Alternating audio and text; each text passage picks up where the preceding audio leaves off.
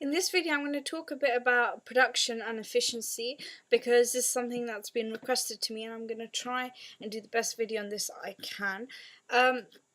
Basically, production, when we look at it in an economics aspect, we don't really care about anything sort of value. We just care about producing something at the most at the minimum cost. So we want to be able to produce something at as less cost as possible.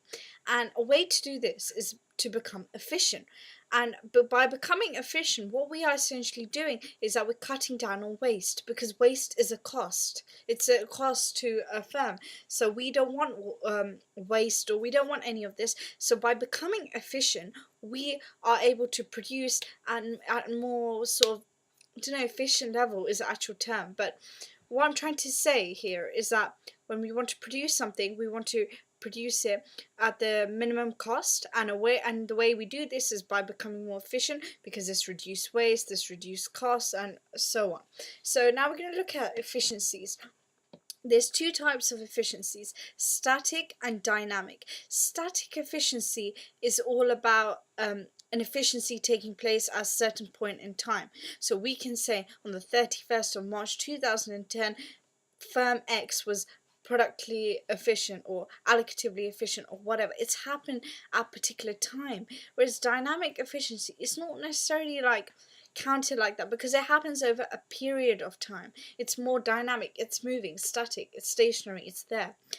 And I'm going to talk about two types of static efficiencies in this video: allocative efficiency and productive efficiency. Now, the formula for allocative efficiency is AR, average revenue, equals MC, marginal costs.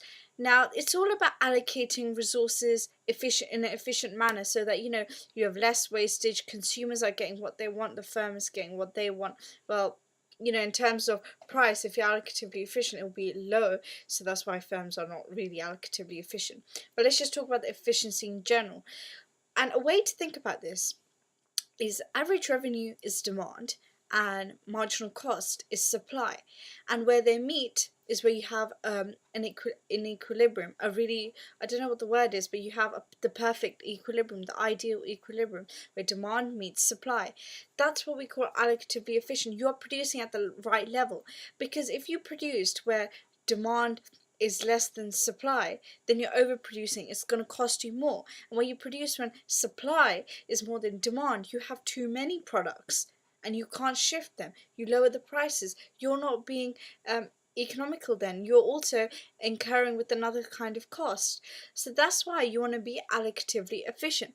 There is the argument that if you keep supply less and demand more, you can raise prices, get more profit, but it's not the ideal equilibrium, because it's not good for consumers. And the same way, oversupply might be good for consumers because the price is lower, but it's not good for the firm. That's why where demand meets supply is a perfect equilibrium. That is where allocative efficiency occurs, where AR equals MC. That is the way to understand allocative efficiency. That's the way I've understood it. The second efficiency is productive efficiency. Now, productive efficiency is all about minimizing costs, producing at the lowest level of costs as possible. It happens that where average cost equals marginal cost, and this is because the marginal cost curve intersects the average cost curve at its lowest period. So it's in the long run, we would call this the minimum efficient scale. It would be the flat bit of the AC. If the AC is like that in the long run, then you have this bit, the minimum efficient scale. That's where you're producing at. So it's all about minimizing costs. By minimizing costs, you're becoming more efficient. If you're becoming efficient, then as we said, you minimize cost, production becomes better. So that's what you want. You want to have costs reduced. So that's productive efficiency.